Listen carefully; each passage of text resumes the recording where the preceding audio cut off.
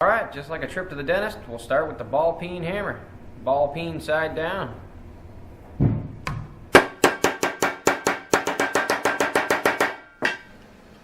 Barely got a little dent in there, but it definitely is not cracking, breaking, anything like that. We've got a little bit of a dent. Now let's move over a little bit. Grab our next dentist tool here, the old giant screwdriver.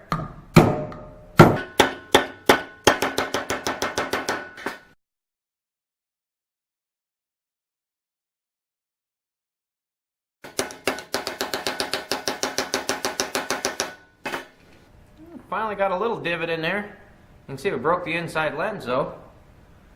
But lens, there's no big cracks in it. Finally got a little divot in there. How about the knife? Yeah, I think we found a weakness. Probably ought to stay away from big knives. A little bit of an indentation from the ball peen hammer, not much. Big screwdriver, it's got a little bit of a dent, some scratches and nicks in it. No cracks or anything.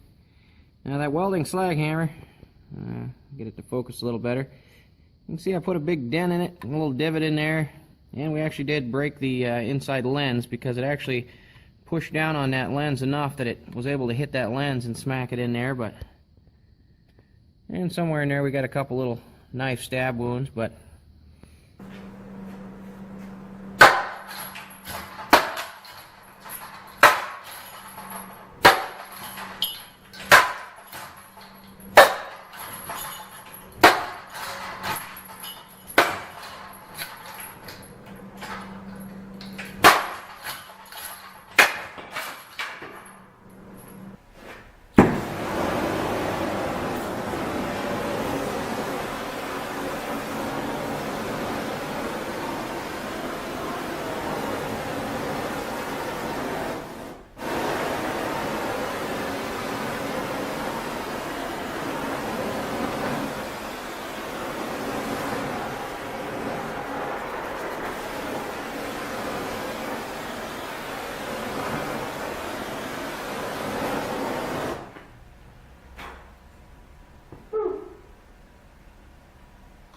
with the AR-15,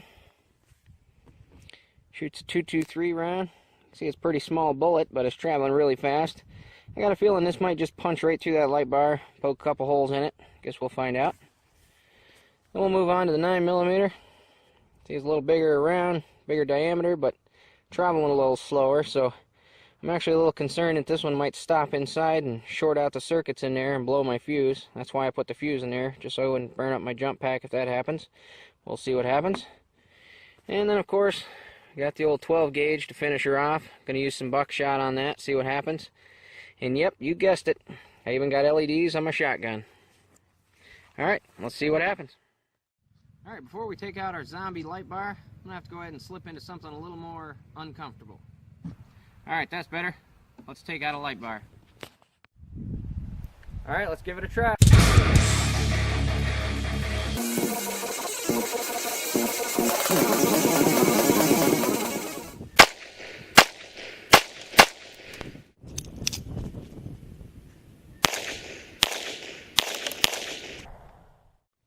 Alright, we got a couple holes in it down here. You can see that one is a little high.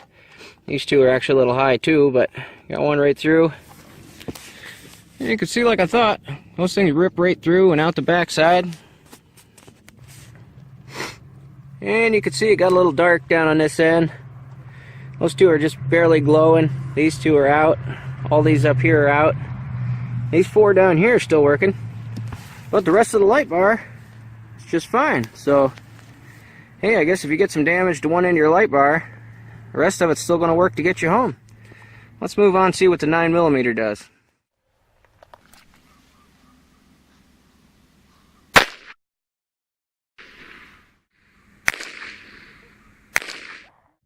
Alright, it looks like hitting high is the theme of mine today. You can see that guy a little high. We got one right there, right in the middle. And you can see that jacket from that bullet right there in the board.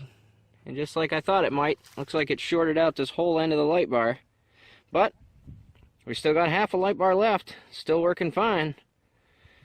So I guess if you come under attack from an AR-15 and a 9mm, you still might have a little light to get you home. Let's see what the shotgun does.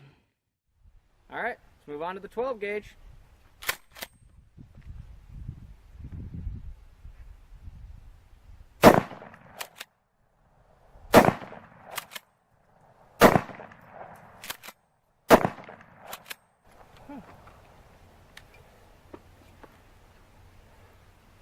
Let's see what happened.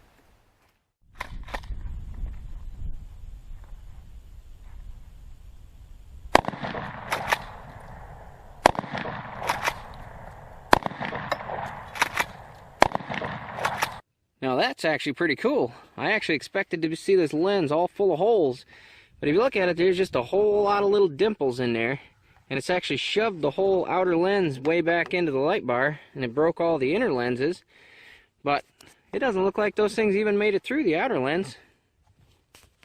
And look at that. It even still works in that section of the light bar. See the section a little beyond where I was shooting? Still working. And then this gnawed up section here from the 12 gauge. Looks like just about all those LEDs are still working. I see that one's out. Most of them are still working in there. There's another one out. Another one.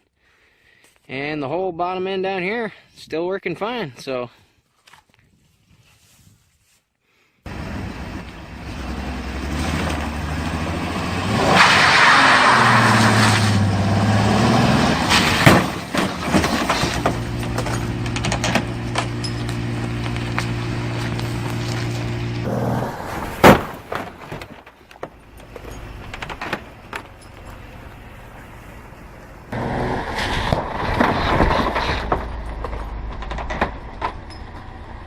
fun, but what did we learn?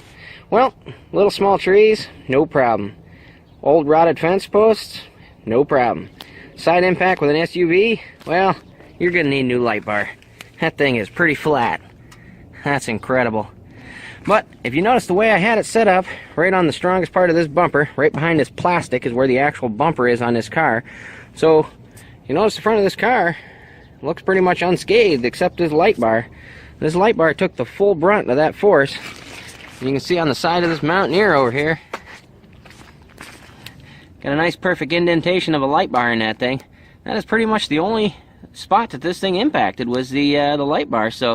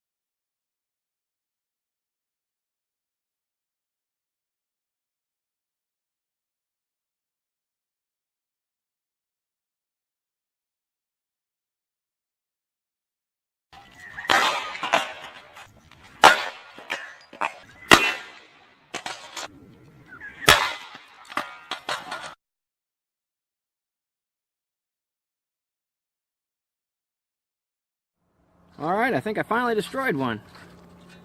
Cap's all smashed off. Obviously our lens fell out. Busted that cap off. Now it does still light up, but I don't think it's going to be waterproof anymore. So I think this one's done. Well, I did say this was going to be an extreme torture test, right? That may have been a little bit too extreme. But I know some of you guys are a little bloodthirsty, and you wouldn't be happy if I didn't at least destroy a few of these things, so there it is. Alright, so what did we find out? Well, if you drag your light bar down the road behind your car for a while, and then you take it by the chain and slam it into the asphalt a bunch of times, You might still have enough light to get you home, but I wouldn't recommend doing that. On to the next victim. 501.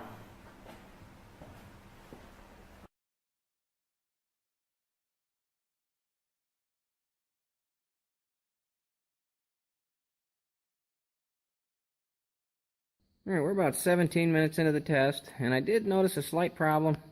Not with the lights, they're still doing fine. The problem's with my camera.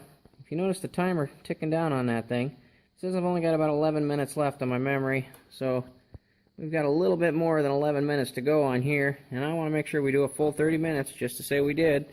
And so I went ahead and set up the GoPro over here on a second stand. So once this camera's ready to shut down, I'll switch over to the GoPro and we can keep the test going.